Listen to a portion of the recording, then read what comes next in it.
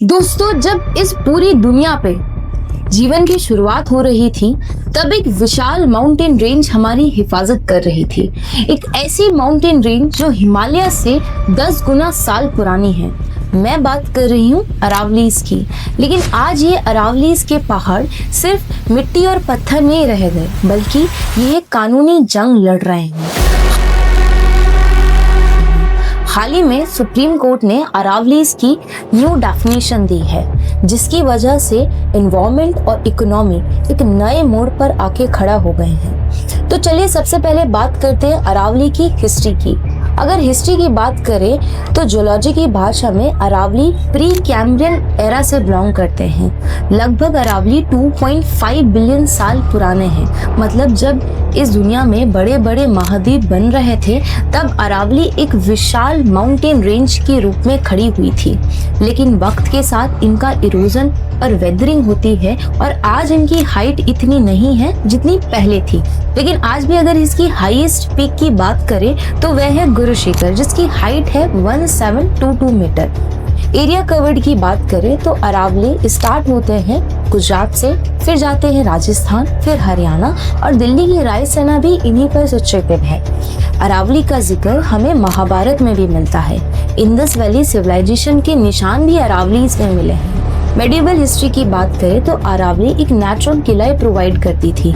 महाराणा प्रताप की गौरवमय गाथा अरावली की गोद में ही पनती है। मतलब अरावली के जर्रे जर्रे में इतिहास का खून पसीना है। अब हम बात करते हैं अरावली की कल्चरल सिग्निफिकेंस से।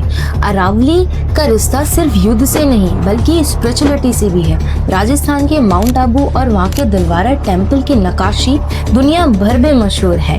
ये पहाड़ जैन और हिंदू धर्म में एक तीर्थ स्थल माने जाते हैं। इनकी संस्कृति में मीना और बेल ट्राइब्स का बहुत बड़ा योगदान है। ये लोग अरावली को अपना भगवान मानते हैं। अरावली का कल्चरल सिग्निफिकेंस होने के साथ साथ अरावली हमें लाइफ सपोर्ट सिस्टम भी प्रोवाइड करते हैं। कैसे? इन 4 कारणों की वजह से। सबसे पहला, Aravalli act as an green wall. मतलब अगर हम अरावली की लोकेशन देखें तो वे नॉर्थ और साउथ में सिचुएटेड हैं, जहाँ एक तरफ थार डेजर्ट है और दूसरी तरफ फर्टाइल लैंड जैसे यूपी, दिल्ली और हरियाणा। अगर अरावली बीच में नहीं होंगे तो डेजर्टिफिकेशन होगा। मतलब ये रेत उड़कर फर्टाइल लैंड पे आ जाएगी और पूरा नॉर्थ इंडिया रेगिस्तान में बदल जाएगा। Second, Aravalli act as an water engine. Aravalli के जो पहाड़ की रॉक्स हैं वो बारिश के पानी को सोख कर ग्राउंड लेवल को रिचार्ज करती है, जिसकी वजह से दिल्ली और गुड़गांव को पानी मिलता है। Third, Aravalli act as an climate buffer. Aravalli के पहाड़ जो हैं वो कार्बन सिंक करते हैं और पोल्यूशन को कंट्रोल में रखते हैं। Fourth, Aravalli act as an animal corridor. मतलब अरावली के पहाड़ों में बहुत ज्यादा बायोडाइवर्सिटी है। अगर अरावली में माइनिंग करके अरावली के पहाड़ों को खत्म कर दिया जाएगा तो ये जानवर कहाँ जाएंगे? आपकी बालकनी के नीचे। अब हम बात करते हैं उस मुद्दे की जो काफी चर्चा में है, वो है सुप्रीम कोर्ट की दी गई हुई न्यू डेफिनेशन।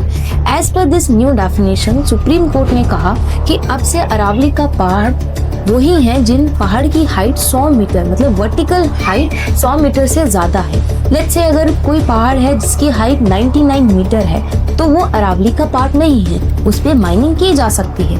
अब आप खुद सोचिए, क्या 99 मीटर का पहाड़ ऑक्सीजन नहीं देता? क्या वहाँ पे वाइल्ड लाइफ नहीं है?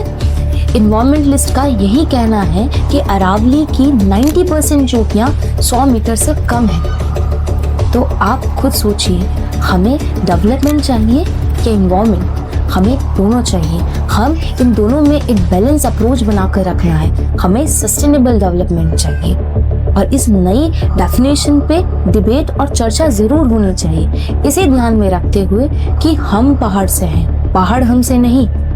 तो अगर आपको वीडियो अच्छा लगा हो तो अपनी राय जरूर कमेंट बॉक्स में दीजिए। तब तक के लिए जय हिंद।